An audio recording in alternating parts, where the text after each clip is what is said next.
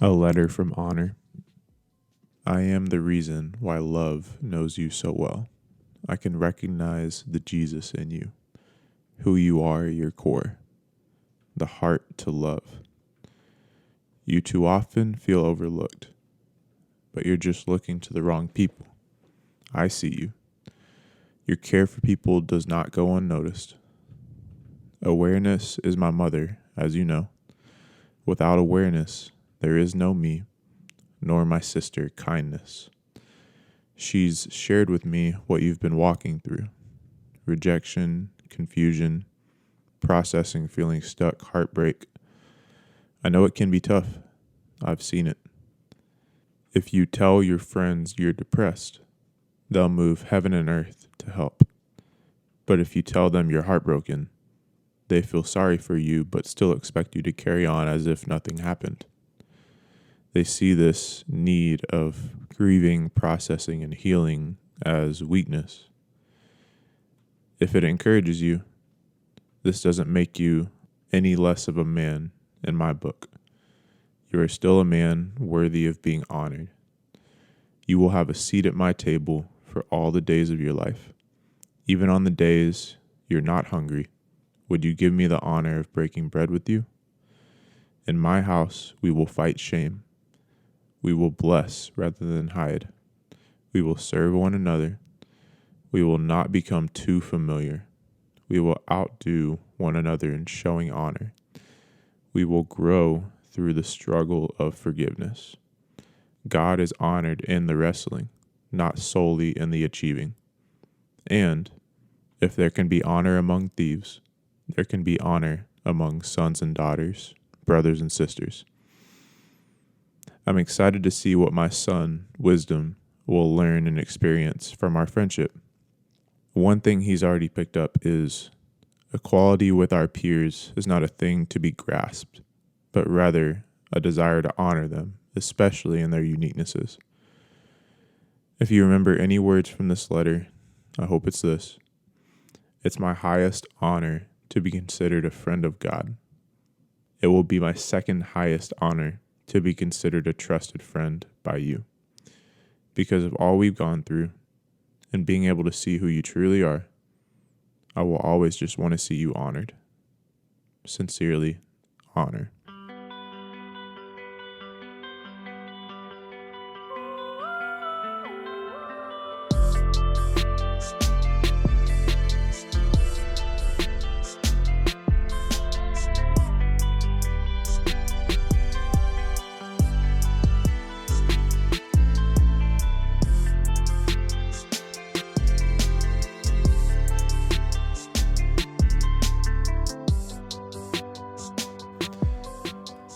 Welcome to the Perspectives Podcast. This is Chase.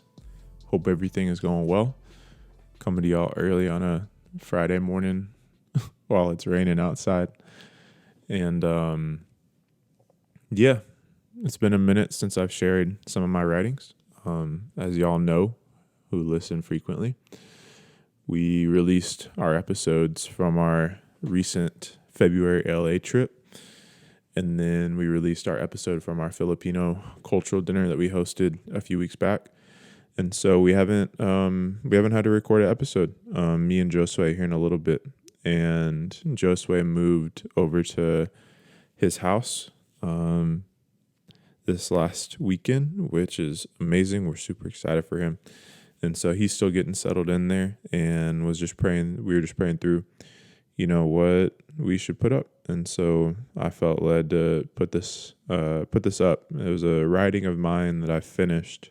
I started sometime last year, but I finished up here in February of this year, called A Letter from Honor. And there's a whole bunch of subtext that I can that I can kind of go into with it. But I think just the overall just kind of message that I'd want to encourage everyone with, and it's kind of the question that I was asking myself as I was receiving this letter from the Lord and writing it. Asking the questions: where to start, where to end this, what freedom is in this letter. Is pretty much like some of these lessons, like Honor shows loyalty. Honor shows a willingness to stick it out. And the reason why is you're only loyal to what you value. You won't stick around with a thing or a person, or stay committed to an event if you don't value it. And I feel like there's a lot of loyalty and a lot of commitment that's been lost in a lot of people these days, especially outside the church. But vulnerable moment here, I feel like a lot of people inside the church too, to where they committed to something, and then hours later or weeks later, they can tend to kind of say, you know what, I'm not really feeling the Spirit telling me to stay with this, and so I'm not, I'm not going to go, or I feel like the Spirit's telling me I need to rest or this or that. And there's definitely there's a time and place to be able to listen to Holy Spirit spontaneously in the moment, but at the same time, if we are only having these spontaneous decisions and not sticking through with previous decisions or commitments that we've made, then we really struggle with honor. We really struggle with honoring the thing that we committed to, and the person that we made that commitment to. And yeah, I feel like this was honor. I feel like this was the Lord through the idea of honor, basically telling me that, hey, I'm loyal to you through the end. I'm excited to see you grow. I've seen what you've been going through. We're still here with you. We're not going to let, these emotions that you may be feeling or the toughness that you may be going through affect how close we are to you. We're going to get down into the mud with you. I think from there, just some commentary that I'll just kind of share for some of the bigger things that I put in here, but there's a whole bunch, but some of the highlights from here. Awareness is my mother, as you know. Without awareness, there is no me, nor my sister kindness. She's shared what you've been walking through. And kind of what we mean by that is like there has to be awareness of someone or something, and awareness of who they truly are before we can honor them. And so awareness has to come before honor. And it has to be in that order. And to point it out, to notice it, all of that. And from here, yeah, so I just pretty much I just thought that was cool, to decide that, put in there the awareness was the mother to honor, because it's the order of what's needed in it. Then from there, why kindness is pretty much the sister to honor. I kind of decided in this, like kindness and honor would be good siblings too. Like honor would honor kindness as the deep person she is, and kindness would be kind to honor as it tries hardest to honor people. And some verses with that is Proverbs 21:21. Whoever pursues righteousness and kindness will find life, righteousness, and honor.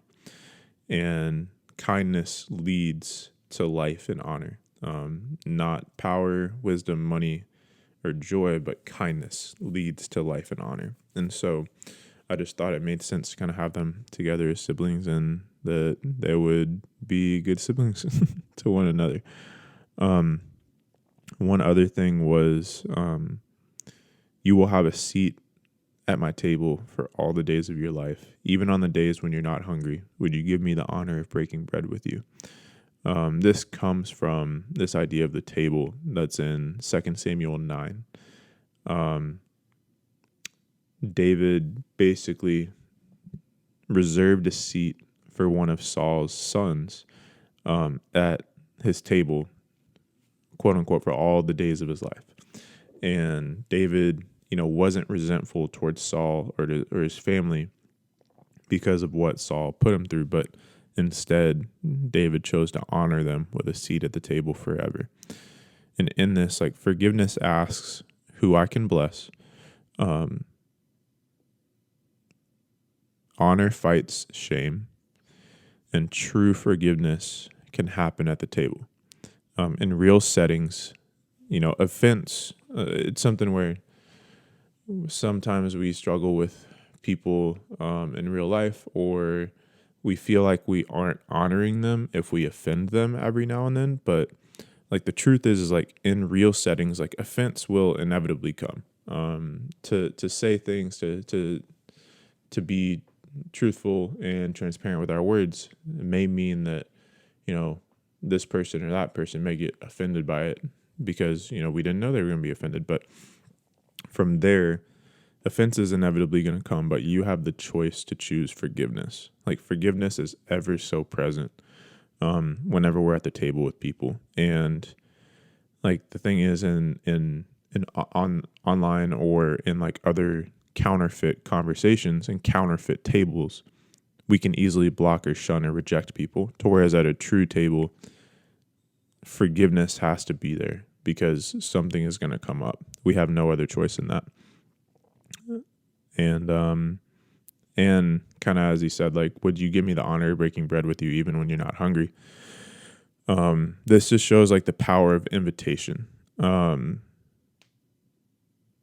There's something amazing and humbling towards ourselves whenever we extend an invitation to others. And even in that, like, honor just wanted to be present with me. And it doesn't matter if he was able to do something for me or whatever. Like, he just wanted to be present with me and love me in that. I'll say from there, the last thing I'll kind of mention is I'm excited to see what my son, Wisdom, will learn and experience from our friendship. One thing he's already picked up is equality with our peers is not a thing to be grasped, but rather a desire to honor them, especially in their uniquenesses. And kind of where the inspiration from this came from is Proverbs 3:35. The wise will inherit honor.